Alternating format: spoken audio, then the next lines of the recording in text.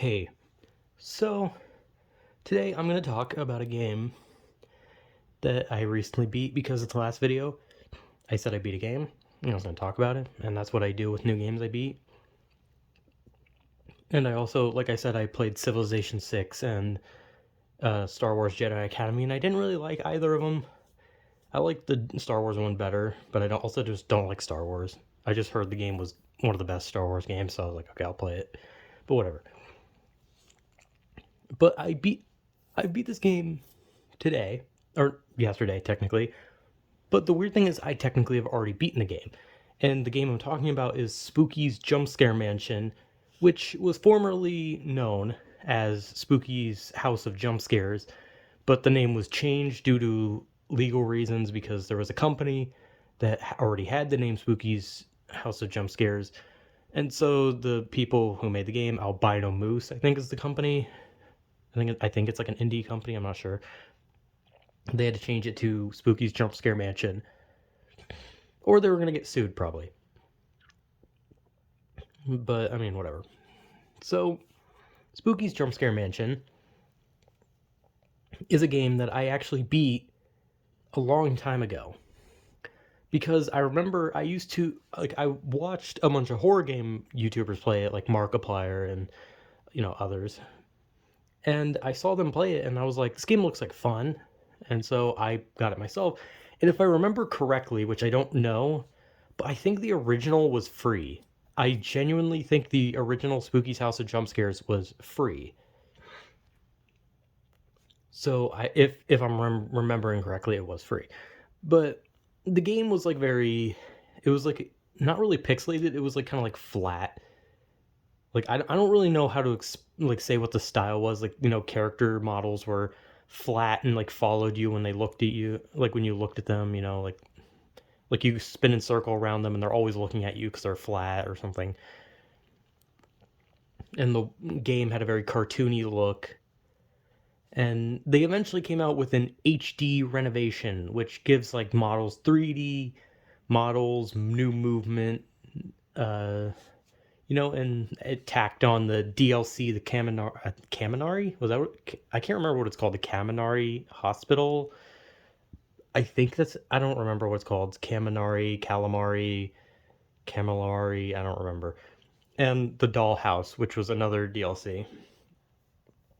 And the point of those DLCs were to tell a story, while the base game was kind of just like dicking around. So the purpose of the game is that you play as an adventurer of sorts who hears tales of a haunted mansion on top of the hill, and your guy or girl or whatever, I don't know, your character has like nothing. Your character is literally just supposed to be you. So your character goes to explore this mansion, and they're met by the ghost who runs the mansion, Spooky, who's like just a blue ghost girl. And she challenges the person to complete 1,000 rooms. You have to walk through 1,000 rooms of the house. And that sounds fucking easy. And when you first play the game, like the whole point of the game is that it's supposed to be goofy, right? It's like goofy and cute. Like Spooky's cute.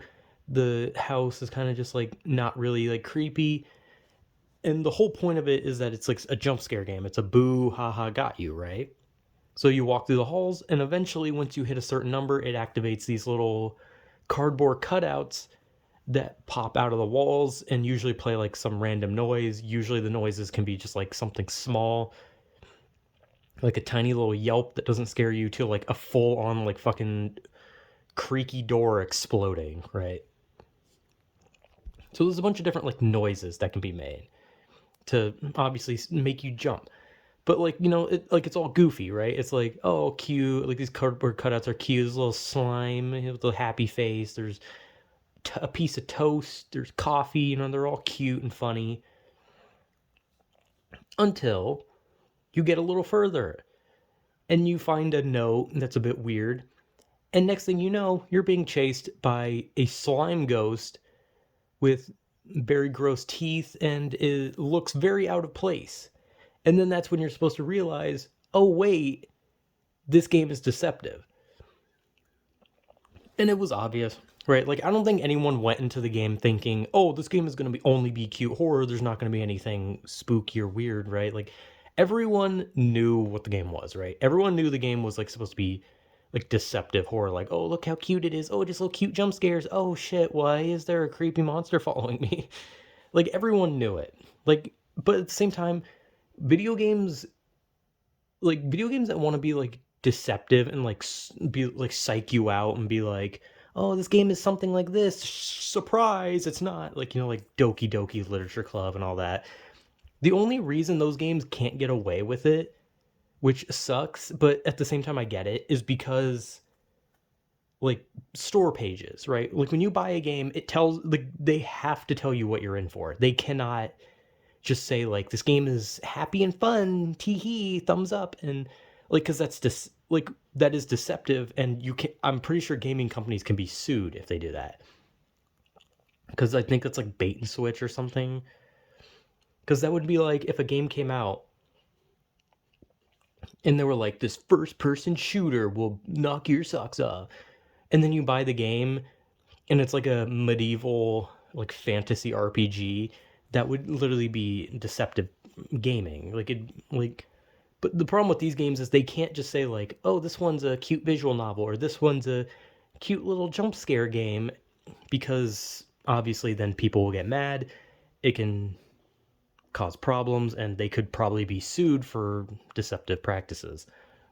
Or maybe they don't. I don't know. I don't know how this shit works, but they kind of have to put like what actually happens in the game on the store page, unfortunately. So horror games can't really do the deceptive thing. Everyone knows what's going to happen, and it's kind of unfortunate. Unless you literally take the game, make your friend play it, and you skip through like the warnings and shit, and you're just like, here, play this nice little game. And they're like, oh, okay, man. And they're like, what the fuck is wrong with you? But like, Spooky's Jumpscare Mansion is pretty much that. But at the same time, it also kind of makes fun of horror tropes with notes where there's like characters who are just completely fucking stupid and inept. And the monsters are usually like based off of some kind of franchise. Like, they have the trope of the Japanese female ghost and the Silent Hill monster, this like faceless lady. Then I think like one of them was like a human Nikki thing or something. And then there's like the Amnesia water monster that's like a mermaid. There's like aliens, so it's kind of like Dead Space and like aliens and all that. The game is like very much like kind of like like half homage, half like kind of like making fun of like horror tropes. But it is fun. It is fun. I actually always enjoyed Spooky's Jumpscare Mansion, even back when I played the original, and I just recently got to play the HD remake, and I beat it, and I didn't die, surprisingly. I almost died a lot. And the HD one definitely ramps up the enemies. The enemies are so much worse in HD than they are in the original. Like, they are nightmarish. Because I remember, like, when you see Specimen 2, or I think it's actually Specimen 3, because I think the cardboard cutouts are 1. But the spider centipede thing, in the original one, that thing was pathetic. That thing was never a threat. In the remake, that thing is constantly a nuisance. It is the worst one by far. And so many of them get like speed buffs, damage buffs. And like, it's just like the HD remake definitely got harder. Like, the enemies got way fucking crazier. And I always loved the game just simply because of like the whole cute style with like the monsters that are super out of place. And they also have like other modes. They have like endless mode where you can go through endlessly. But there's also like enemies that follow you that are different from the main game. Like, there's so many. Like, I even know like Whiteface from I'm Scared was one of them. I don't know if he's in the HD one or not. But I remember when I played it originally, Whiteface would always kill me when I played Endless because he's really hard to escape. And that was also just a nice throwback to I'm Scared, which was a really cool game. But the game is so much fun. Like, it's Like, I get why people can think it's, like, tedious just, like, walking through rooms, because sometimes there's nothing. Sometimes there's no jump scare, there's no monster, sometimes you just walk through a room, and then you walk through a room, and then you walk through a room, and sometimes you just won't see anything. But the farther you get in the game, the more you realize that those times when there's no jump scares and nothing chasing you are some of the best moments of that game, because then those are, like, down times where you're just like, "Oh my god, just get me to the next 100, just get me to the next 100." And you're just like, you know that, like, another monster is, like, gearing up to chase you at some point, and you're just like, "Oh my god, these rooms are so relieving to have before the fucking stress kicks in and you're being chased." And when you finally reach 1,000 rooms, Spooky is tricks you by making you think you escaped, but you didn't. And then she makes you fight a boss. And it's weird because it's like the whole game, like, there's not really any combat. You get an axe, but it's more for, like, chopping down, wood that's, like, boarding up doors. And you don't really use the axe past the deer segment. So, like, once you get to, like, the final boss, it's like, what the fuck? Like, I have to actually fight? I have to, like, kill minions and, like, reflect their projectiles back at them. And it's weird. It's definitely one of those things where you're just like, what the fuck, a boss fight? That's not what I was expecting. And like I said, endless mode is really cool, with just, like, so many, like, cool enemies that you can run from that aren't in the original base game. And the game ends with you dying because the ceiling falls on you, and then Spooky enlists you into her ghost army to take over the world. That's actually the ending, is that she wants an army of ghosts to take over the world, and you were the final soldier she needed, and you were apparently the best soldier as well because you made it to the end. But yeah.